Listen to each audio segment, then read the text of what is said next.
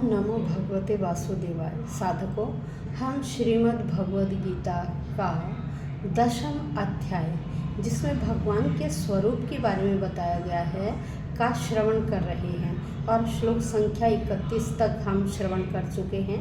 आज हम श्लोक संख्या 32 से लेकर 34 तक का श्रवण करेंगे। तो आइए, अभी भगवान के स्वरूप के बारे में बताया जा रहा है। तो अब आइए श्लोक संख्या 32, क्योंकि भगवान अर्जुन को बता रहे हैं कि मेरा स्वरूप इन रूपों में आपको दिखाई देता है। तो सर्गाणाम आदिरंतश्च मध्यम चैवाहम अर्जुन अध्यात्म विद्या विद्यानां वादः प्रवदताम हम।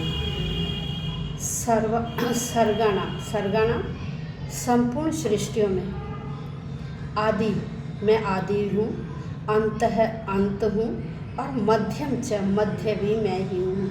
संपूर्ण सृष्टियों का आदि, मध्य और अंत मैं ही हूँ। अर्जुन, हे अर्जुन, अर्जुन को बता रहे हैं, हे अर्जुन, समस्त सृष्टियों का आदि मैं हूँ, उनका मध्य मैं हूँ और उनका अंत भी मैं ही हूँ। अध्यात्म विद्या विद्यानाम, कह रहे विद्याओं में मैं अध्यात्म विद्या हूँ। विद्याओं में मैं क्या हूँ? अध्यात्म विद्या हूँ। और वादः प्रवदताम अहम, कह रहे मैं, वादः जो निर्णय हैं उनमें मैं क्या हूँ? मैं वाद विवाद हूँ। जो तर्क है, प्रवदताम तर्कों में मैं क्या हूँ? वाद हूँ। जब तर्क किए जाते हैं तो वाद विवाद चलते, तो उनमें कह रहे मैं वाद हूँ। अब यहाँ अर्जुन को कह रहे, हे अर्जुन, मैं समस्त सृष्टियों का आदि हूँ, मध्य हूँ, अंत हूँ। सभी विद्याओं में मैं अध्यात्म विद्या हूँ और तर्क शास्त्रियों में मैं क्या हूँ? निर्णायक सत्य हूँ। अब यहाँ देखिए, सृष्टि पूरा ब्रह्मांड है, सारे ब्रह्मांड का भगवान कहते हैं कि मैं ही आदि, मध्य और अंत हूँ। फिर कहते हैं कि हे अर्जुन, जितनी विद्याएं हैं, देखिए विद्याएं कितनी हैं? विद्या अनेक हैं, जिनमें 4 वेद हैं, 6 वेदांग हैं, वेदांत सूत्र हैं, तर्क ग्रंथ हैं, धर्म ग्रंथ हैं और पुराण हैं। कह रहे ये 14 प्रकार के ग्रंथ हैं। इन ग्रंथों में मैं क्या हूँ? जो अध्यात्म ग्रंथ है ना, वेदांत सूत्र, कह रहे वो अध्यात्म ग्रंथ जो वेदांत सूत्र हैं वह मैं ही हूँ। फिर कहते हैं कि जो तर्क शास्त्री तर्क करते हैं उनमें क्या है? जो प्रमाण है, तर्क, मैं हूँ। वो वाद या सत्य जो है वो मैं हूँ। अब आइए श्लोक संख्या 33, अक्षराणाम अकारो अस्मि द्वंद्वः सामासिकस्य च अहमेवाक्षयः कालो धाता हम विश्वतो मुखः। अब क्या कह रहे हैं? अक्षरों में देखिए, अक्षरों में सबसे पहला अक्षर अ, स्वर और व्यंजन में सबसे पहला अ। अब बिना ए के कोई भी अक्षर उच्चारित नहीं होता है, कोई भी अक्षर उच्चारित नहीं होता। तो कह रहे वो अ मैं हूँ। भगवान कृष्ण अर्जुन को बता रहे हैं कि जो वर्ण है ना, अक्षर, उनमें अ मैं हूँ। फिर कह रहे सामासिक से द्वंद्व, भाई समासों में जो द्वंद्व समास है, समास में जो द्वंद्व समास है वह मैं ही हूँ। फिर कहते अहम एव अक्षयः काल है, मैं ही क्या हूँ? शाश्वत समय हूँ, मैं ही शाश्वत काल हूँ। फिर अहम विश्वतः मुख्यः धाता, कह रहे मैं ही सारे संसार को सृष्टा, उत्पन्न करने वाला हूँ। मैं ही संसार को उत्पन्न करने वाला, अर्थात जो ब्रह्मा है, कह रहे वो ब्रह्मा भी मेरा ही अवतार है। भगवान कहते हैं कि ब्रह्मा भी मेरा ही अवतार है, जो सृष्टि को जन्म देते हैं। मतलब हमें क्या बताया गया है, बचपन से हम सुनते आ रहे हैं कि 3 देव हैं, ब्रह्मा विष्णु महेश।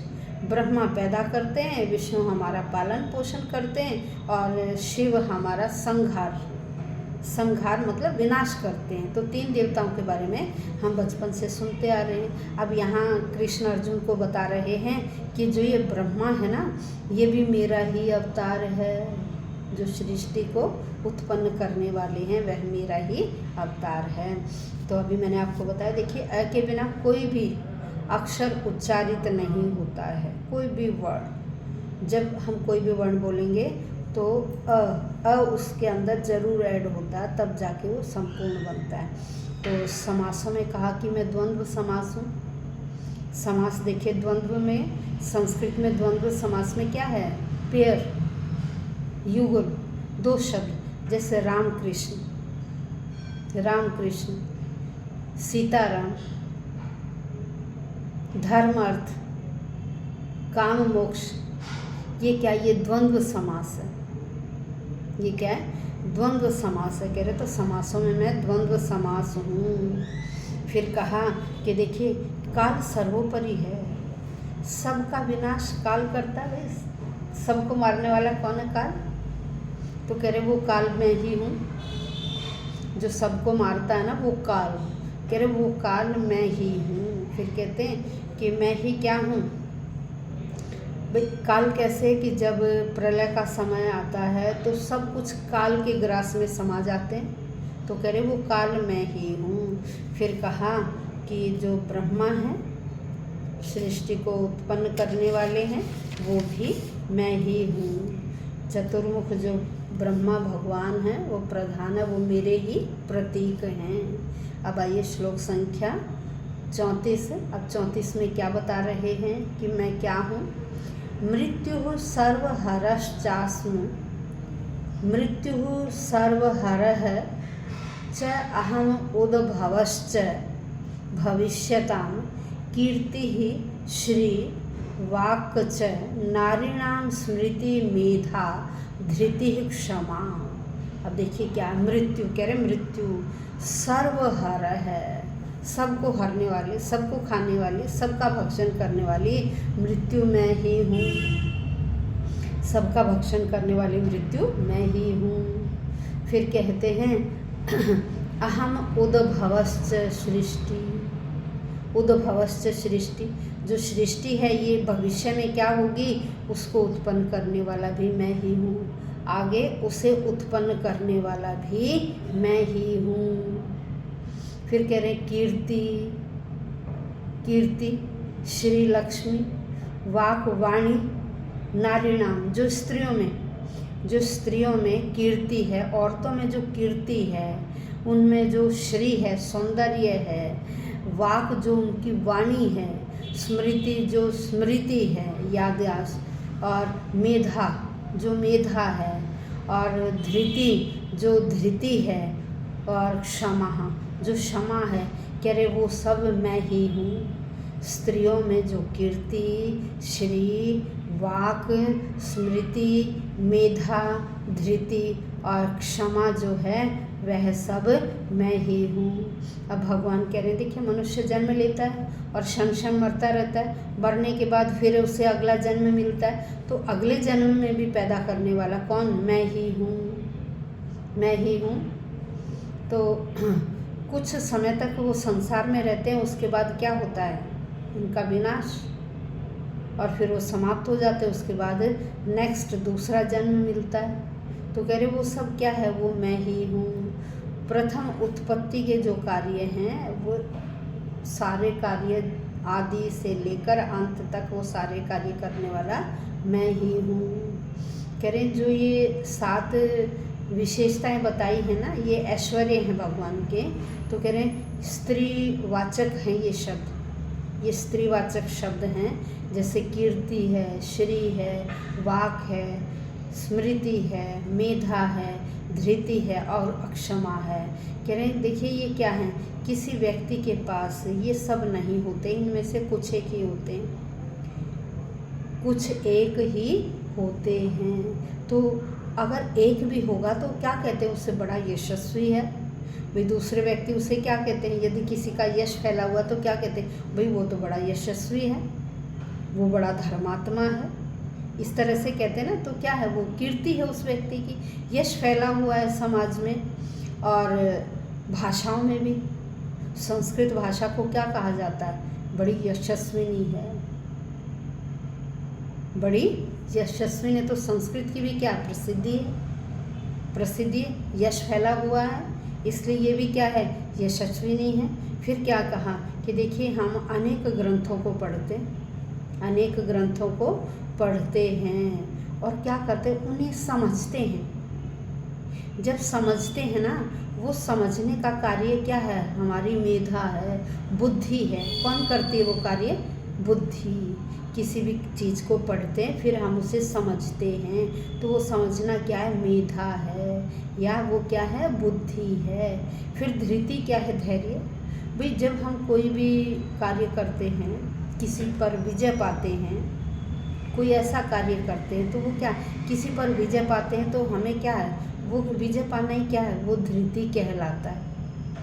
विजय पाना क्या कहलाता है? धृति कहलाता है, धैर्य कहलाता है। फिर एंड में क्या है? क्षमा। क्षमा क्या है? देखिए दुख और सुख में, सुख में यदि हम समान रहते हैं, न हम दुख में दुखी होते हैं, न हम सुख में अधिक सुखी होते हैं, तो वो क्या कहलाता है? वो क्षमा कहलाता है, सहनशील। क्या कहलाता है? सहनशील। और नहीं तो आपने देखा होगा कुछ व्यक्ति दुख में बड़े दुखी हो जाते हैं और सुख में फूले नहीं समाते हैं। तो हमें क्या होना चाहिए? न तो सुख में फूले समाना चाहिए और न दुख में इतना दुखी होना चाहिए। हमेशा समभाव रखिए। क्या करिए? समभाव। सुख हैं तो भी ज़्यादा शो ऑफ नहीं करना, यदि हम दुखी हैं तो ज़्यादा दुखी नहीं होना, दुख और सुख में बराबर रहें, यही क्या कहलाता है? क्षमा कहलाता है। तो भगवान अर्जुन को अपने स्वरूप के बारे में बता रहे हैं अभी क्योंकि इस पाठ में उनके ऐश्वर्य स्वरूप के बारे में ही बताया गया, उनकी शक्तियों के बारे में बताया गया।